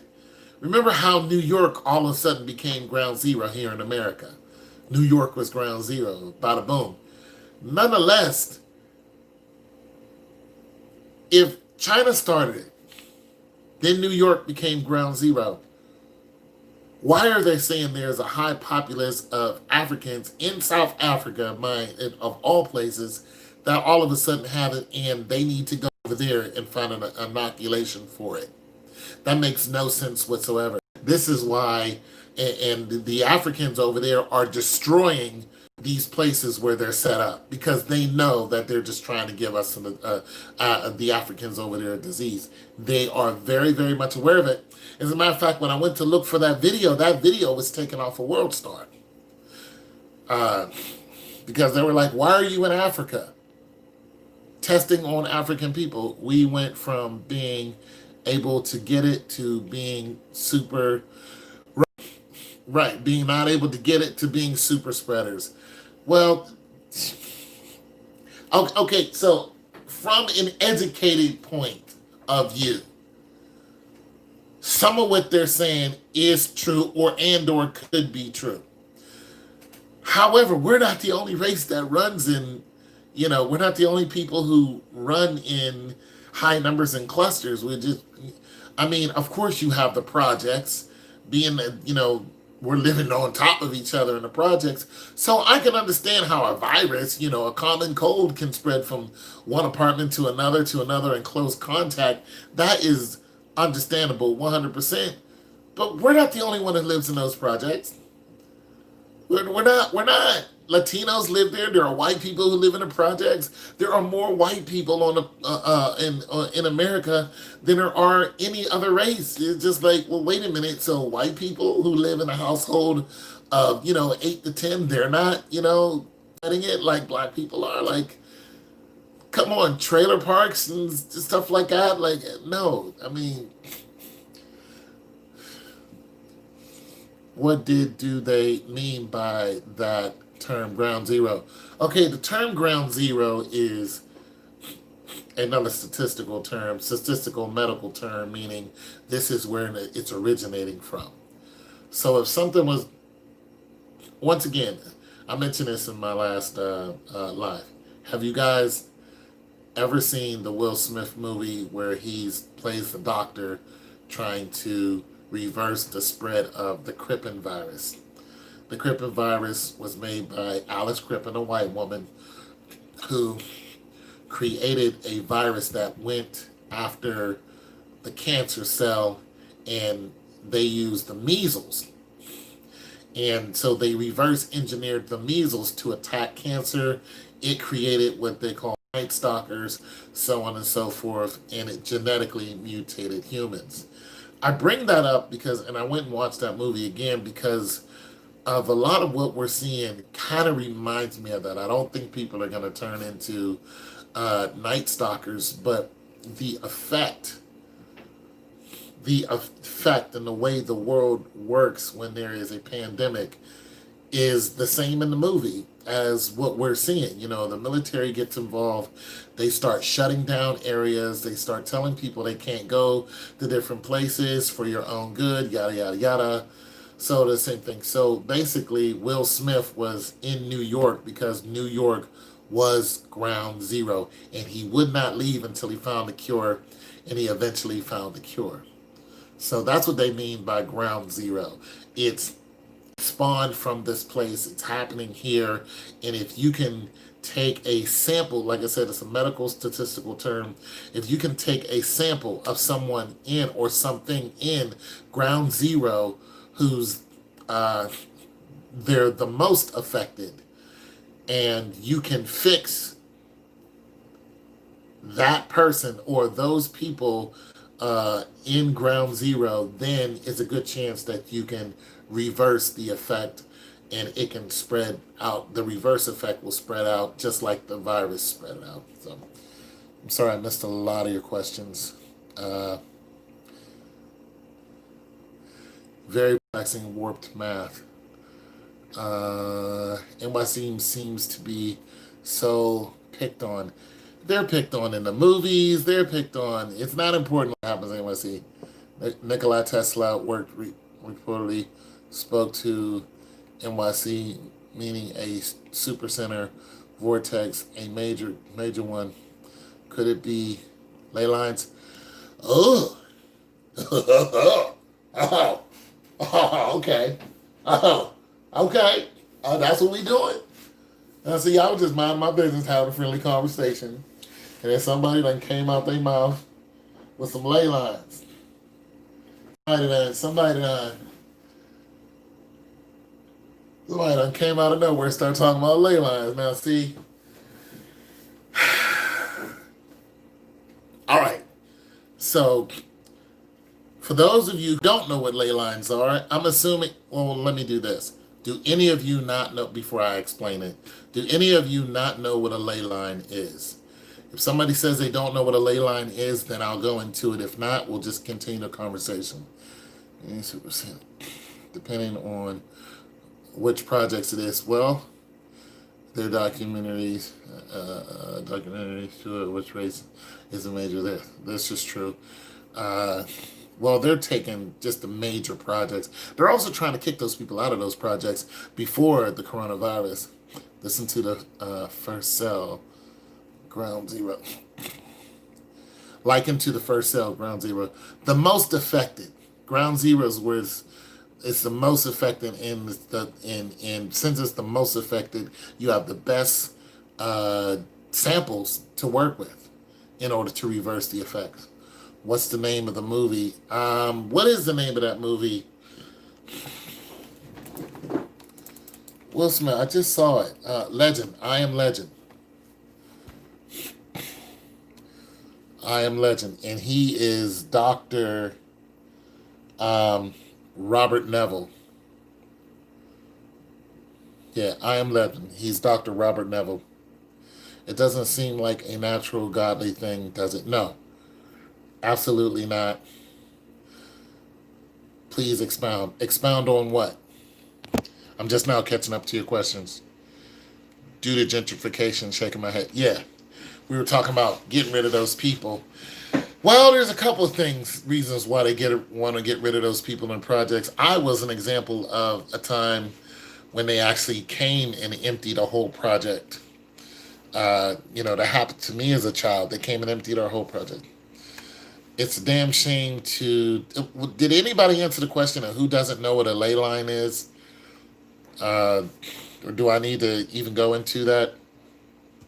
Okay, it is a darn shame to steal land, to steal humans, and enslave, send in land to build generational wealth, and later oppress them, cattle them into ghettos, later kick them out, and that's exactly what they're doing now.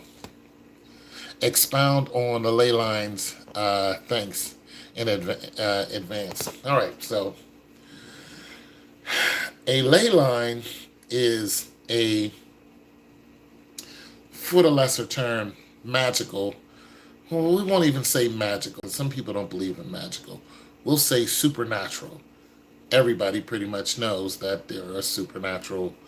The planet itself is not just a big, mass of water and land. There are supernatural elements that affect the planet. So a ley line is a supernatural line that crosses in different areas all over the planet. Ley lines are used by let's just take witches and people who are into calling on spiritual forces. What they'll do is they'll find a ley line, and some of the people who are trying to stop a spiritual force will find out where a ley line is. Some churches are built on ley lines because of the power of the ley line itself. You'll find a lot of supernatural activity on ley lines. People think that their spot is haunted because of them. No, it's because it's sitting on a ley line and you were just not aware of it. People feel closer to God because they are on a ley line. Now, ley lines, yes. Well, the ley line isn't the portal. The building that you put on it is the portal. Henceforth, Stonehenge. Stonehenge is supposedly built on a ley lines. Now, you're like, okay. For one, ley lines don't just cross land. They cross the whole planet. And they cross like so, and some might even go this way. And they're straight lines, but they overlap. So what happens is when somebody who is trying to contact the supernatural finds these ley lines, and they will find them that are crossing in some kind of way and build something right on top of where it crosses, because the supernatural contact is a lot stronger. Um, yeah, if you ever heard of Mel's Hole, which is where's that at? I almost said Wisconsin. It's not in Wisconsin. I think it is in Wisconsin. Mel's Hole, that the hole that he dropped a bunch of fishing line down, up to like 5 miles, and then dropped a dead dog in it and then seen the dog again. I think that hole is built on a ley line, and now the government watches over it, so they kicked Mel off of that hole. So that's what a ley line is, and it's a very real thing, and they're in a lot of different places, but you'll find, if you find any that are in close contact, you'll find out that there is a church built on it or some type of structure built on a ley line so they can contact the supernatural realm. Hence, the immediate domain, they pulled what some called legal bullying. Well, when it comes to immediate domain is basically a way to, right, it's legal bullying, like Seneca Village. Seneca Village, they use, okay, so in New York, where the Central Park is, actually was a village. And it was 75%, yeah, Central Park. It was 75% slaves who were free slaves, pretty much, who were, building up. I mean, they were doing good. And 25% of it was Irish. So there were white people. But as you know, there are a lot of poor Irish people. They didn't come over here rich. So they came over here poor. So everybody was pretty much on equal footing, but they all found a way to build up Seneca Village. And when they saw that Seneca Village was thriving, they used immediate domain and told everybody in one day that they had to leave their homes and everything. So they had church there, they had a bank there, and they were just doing their thing. But being that the populace was 75% African American, they told them that they all had to leave, and they took it over and pretty much built the park over top of Seneca Village. So, immediate domain. They did use it, and they'll use it in. If you find something important, if you go out, okay, if you go buy a house, and let's say you bought a house in, I don't know, we use Wyoming. You went out where there's free land, like Kanye West said, America is for sale. You found some land, you're like, you know what? Boom, right here. I'm going to buy 20 acres of, whatever's out here. You start digging, you strike oil, you find oil. Well, it's a good chance that the government is going to come along and say, good job. Thank you. Thank you for finding this oil. And now this land is ours. And they're just going to take it from you. And there's not a damn thing you can do about it. You could fight, you could scream and cry. It ain't going to matter. They're going to immediate domain you. Similar to Salsa, yeah, you're talking about Black Wall Street. Soon as you thrive independently, they get pissed. Yeah. And in Black Wall Street, you had 3,000 people who were lost and not found and or dead. Because of a same thing that happened to what's the name that got his face crushed. He supposedly whistled at a white woman, and a white woman lied. And the same thing happened in Tulsa. They were thriving. They were separate. They were doing their own thing. And basically some woman told a lie, and all the white men went crazy. Yeah, Emmett Till. And all the white men went crazy and burned it down.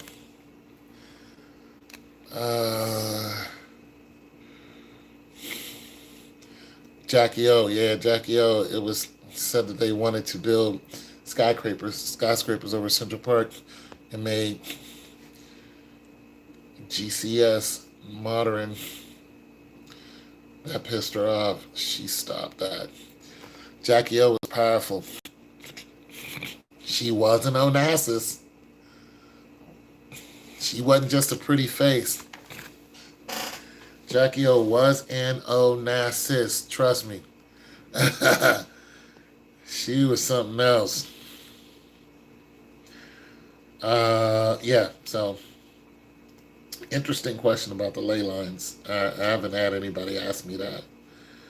And ever. Nobody's ever asked me about ley lines. I enjoyed that. Yeah. Jackie O died of cancer or something like that, didn't she? Something like that. Between her and Michelle Obama. Not bad looking. Not bad at all. Yeah, she died of cancer. Yeah. Uh, yeah. She died of cancer. I felt bad for Jackie.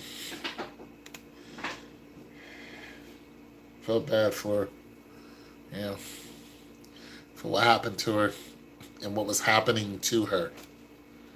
Yeah. Thank you for the feedback. Thank you for the questions. You know, questions bring about good conversation. Good conversation is pretty much what fuels, me to stay on and keep talking for, 2 hours. A lot of it is passion too, because I really care about, people,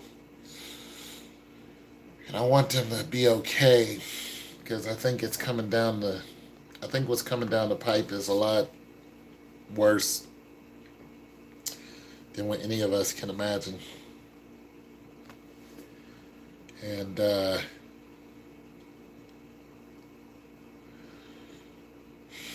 say that I'm worried is an understatement. Just I can just see all this, just everything just wiped out, man, just gone.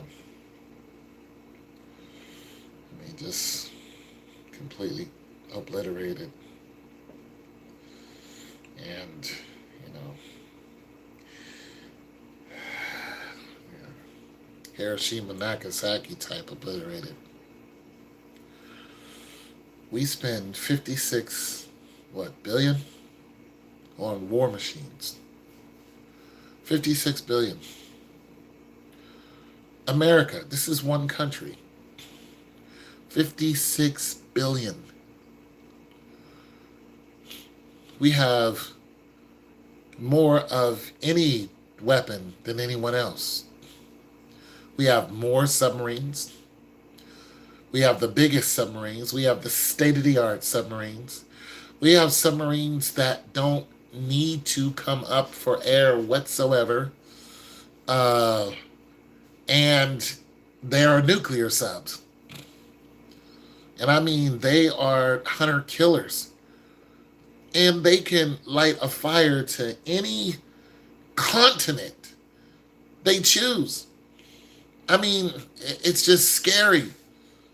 We have more anything than any other country. It doesn't mean that we'll win. That isn't what that means at all. It just means we have more. You're trying to stay optimistic. What makes them so desperate with all their money? Why be desperate too? I know it's rhetorical. No. When you look at it biblically, you know that this all has to happen. See that? Okay, the Pharaoh, right? Ramses the first, whatever. The Pharaoh did not want to let Moses and his people go, right? Now, the way the story is told, the Pharaoh was some heinous, guy, was some bad guy, whatever. But when you start really looking at the Pharaoh had the same problem as white people have now. The Pharaoh looked at the Jews and saw that they were multiplying faster than what he could handle. He saw this. He wanted to keep them under control, and he just couldn't do it because they were spawning so many, babies. Now, the Pharaoh wanted to let the people go, but spiritually, the Pharaoh was bound by God. What happened was God made the Pharaoh's heart hard. He wanted to let him go. Yes, very fertile. But God hardened the Pharaoh's heart. He made the Pharaoh feel like this towards, Moses' people. You know what I'm saying? And towards Moses himself. Because remember at one time, the Pharaoh loved Moses. You know what I'm saying? But he's just like, no, I just can't do it. I'm just not going to let this go. And we've all been there before where we had a situation where we didn't want to let something go. Our heart is hardened. I'm not going to let this. I had a situation where I did not want to let something go. And God told me to let it go. And I was like, no. He was like, all right. I paid for that. I paid for that. He kept telling me every day, let it go. Let it go. Get out of there. He was like, get out. And I was like, mm-mm. And then one day he spoke to me in audible and he said, get out of there. And I was like, okay. I tried to hem and haw my way. I tried to reason.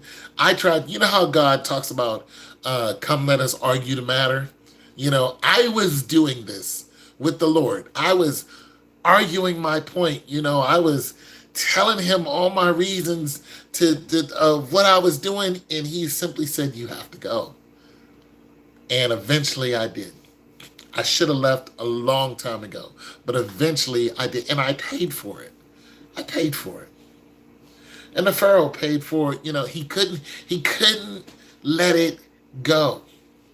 But what he saw was he feared the the Jews. Well, he feared them because of their numbers.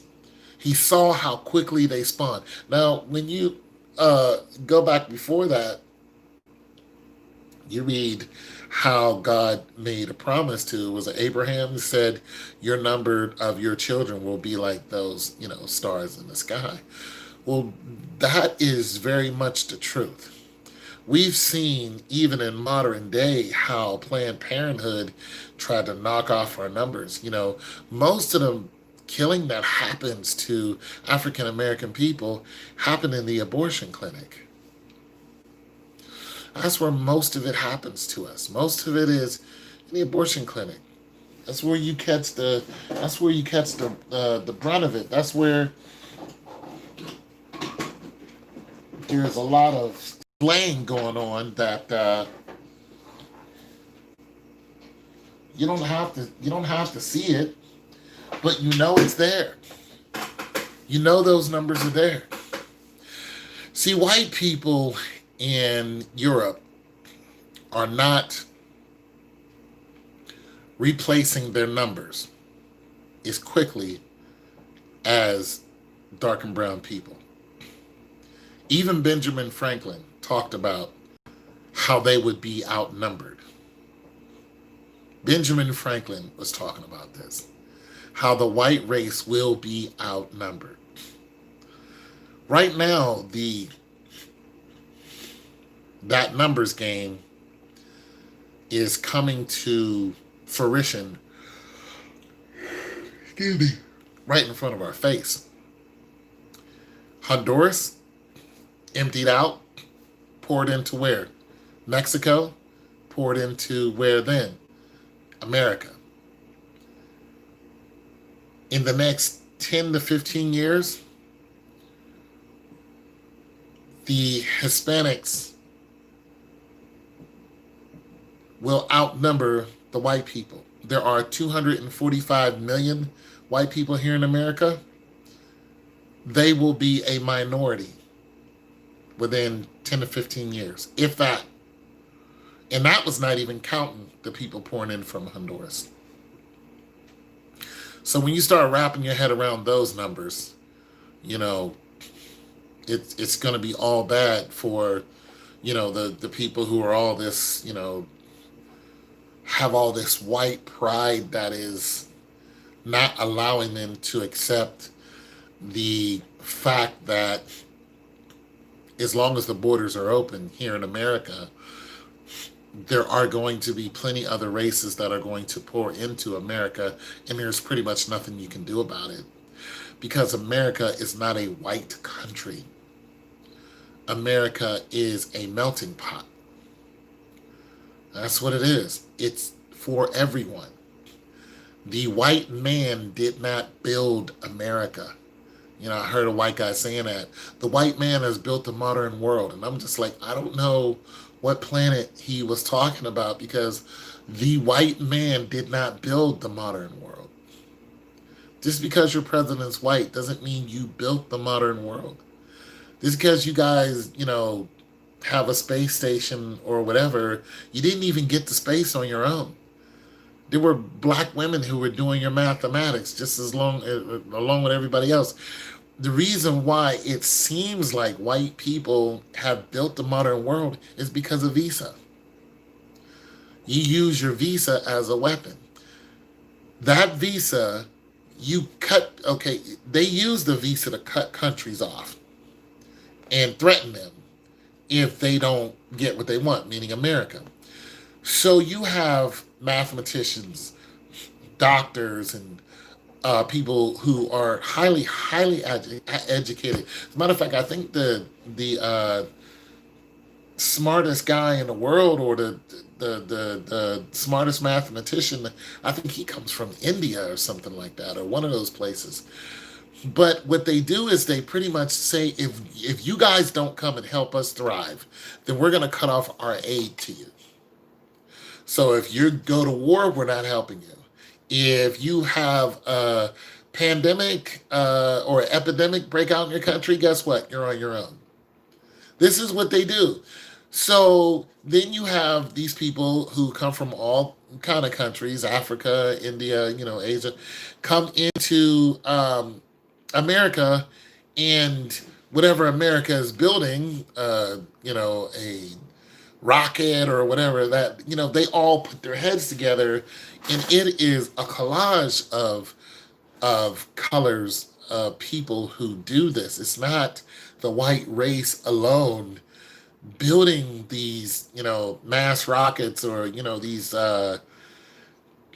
stations and all this other stuff that it just seems like they magically come up. No, they're the ones that take credit for it, because it's here in America and it's dominated by white people. But it is not all, the think tank is not filled with all white people. That is not even possible for any race. But they take advantage of that, and they'll destroy your country. They'll do what they're doing now. They go over to South Africa and start an epidemic over in South Africa, in order to cripple your country. A lot of these countries, their police force is, null and void, because they're starving. So you have the Mazunga, which is the, one of their words for a white man, will go over there and have his way with young, children, and will dip back out and go to a European country, and there's nothing that can be done. This is happening right now today.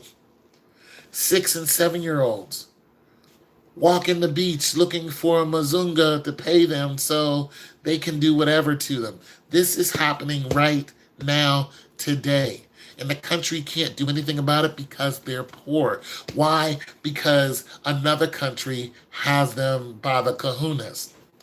They're not getting aid. They've been cut off. Their country has been war torn. The Dutch supply tells you a lie and tells the Hutsis and the Tutsis that their noses are different. So they go to war with each other, and the Dutch supplies guns to each sect. They say, hey, you look better than them, and hey, you look better than them, and they said this about you, and they say this about you, while they raid your diamond mines and make you work for $1 a day. This is happening right now in Nigeria.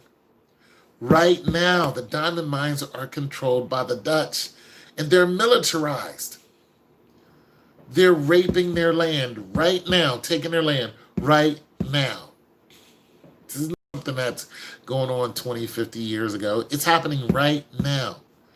And they're causing these mass wars, and they're just black people are just killing each other off over something that the Dutch said, a lie, a complete lie.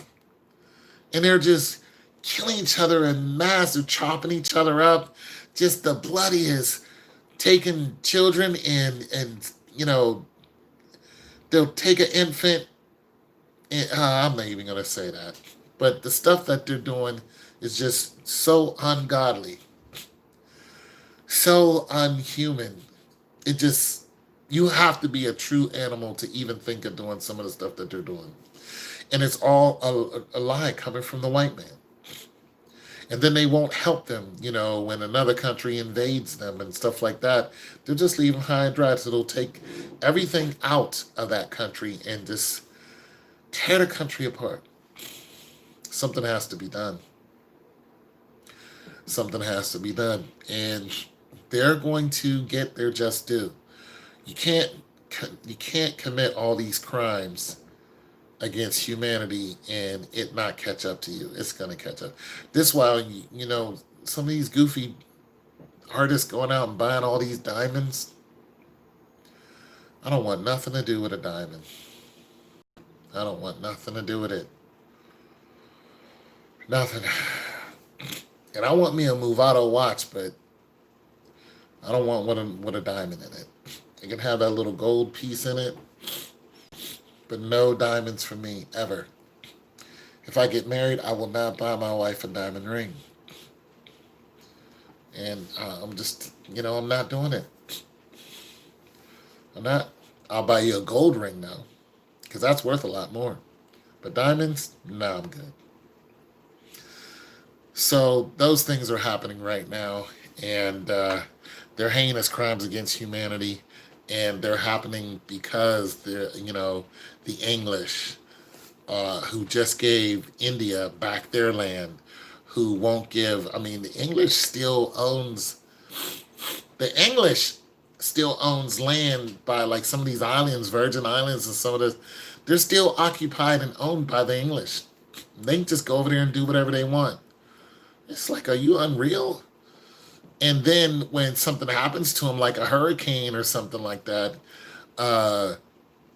comes out, or an earthquake, and wipes out, a large populace, you go over there and they start, digging for people, and you find out that there was a Christian organization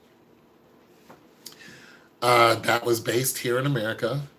In the Christian organization, they weren't Christians at all. What they were doing was they were taking little black children and shipping them over here for sex trade. It took an earthquake to unearth what they were doing. They were really doing that. Also, they were going over to Africa and telling the mothers that of these children, they would say to the mother, "We want to take your child and show them what it's like to live in America." And because white people love adopting African children.